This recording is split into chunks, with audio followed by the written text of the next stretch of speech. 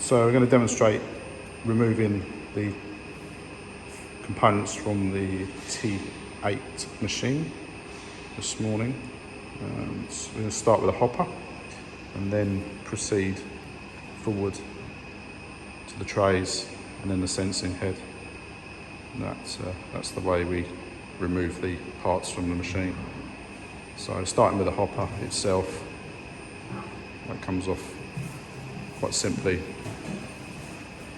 It's on a set of pegs, then the pegs themselves, which retain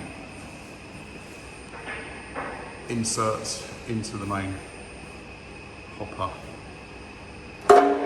tray, front gate. Everything is toolless. The main insert. I'm quickly taking the hopper area off quickly. And we'll remove the rear panel. That's off on slots. Side panel. Everything locates in.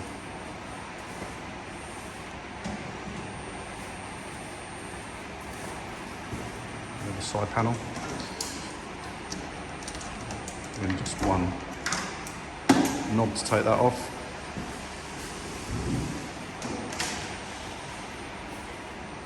And a rear tray assembly. There's a quick release latch on each side.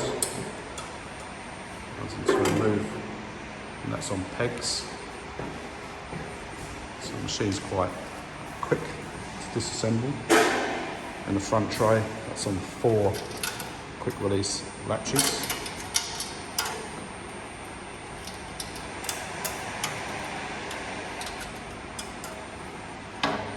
Tray removal.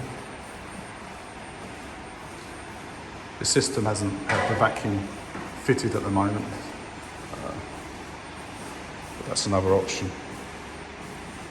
The tablet guide at the top with jaws forwards.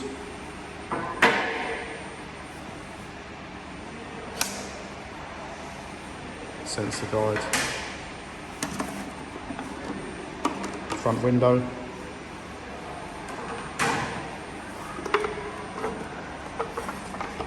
Tablet guide out, see the actual sensor head, what's going on inside, and the funnel.